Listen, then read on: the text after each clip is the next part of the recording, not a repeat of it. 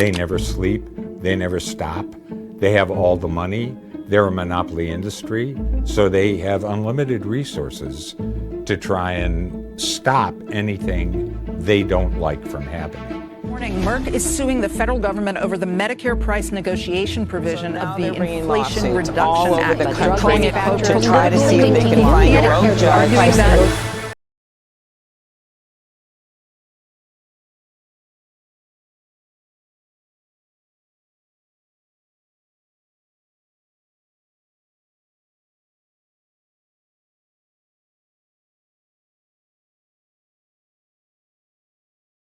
Significant laws in our history. The White House says the costs will be lowered for 10 prescription drugs.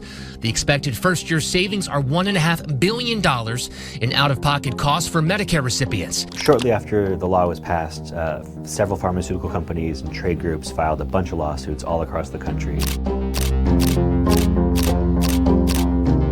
They have filed 9 lawsuits in different circuits to try and block it. Farma's strategy here, I think, is kind of a long-term strategy to get these issues before the Supreme Court, where they think they have a more receptive audience. And I'm not sure I agree with them on that. It's really not about the fact that they can't afford to accept lower prices.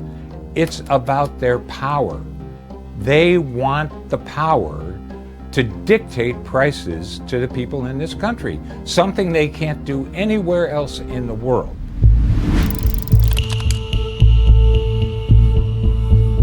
In 2003, we enacted the Medicare prescription drug law.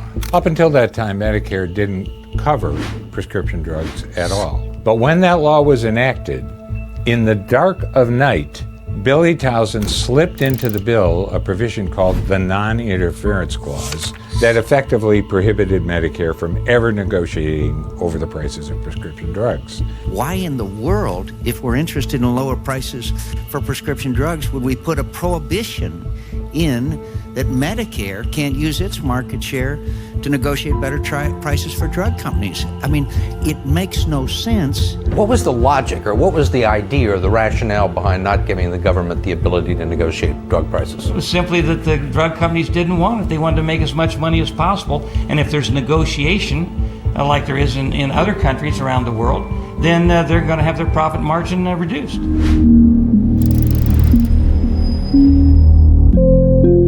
The fight is full on underway, and we will continue to be involved, filing amicus briefs to make sure we put a human face on the issue. We're filing briefs in these lawsuits across the country that Farma has brought, trying to challenge Medicare negotiation, to give the courts a patient's perspective on these cases. I think it's really important for the court to know how this case and this law affects everyday patients, everyday Americans who rely on these drugs to stay healthy, and who want to and need to and deserve to pay a better and more affordable price for those drugs. But it really is sort of this question of who makes the policy in this country, right? Is it the legislators who passed this law the first time and the people who benefit from these laws, or is it these big moneyed interests that can either stop the law from being passed in the first place by spending a bunch of money lobbying, and then can run and hire the biggest law firms in the country to challenge these laws in court and try to get the laws stopped by the courts? There's still a fight ahead, and it may be a long road because we could go all the way to the Supreme Court.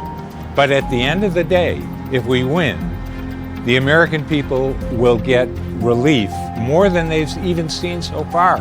We are taking the fight to Farma and really pushing back with the power of people. Farma has the money. We have the people. That's why we're going to win.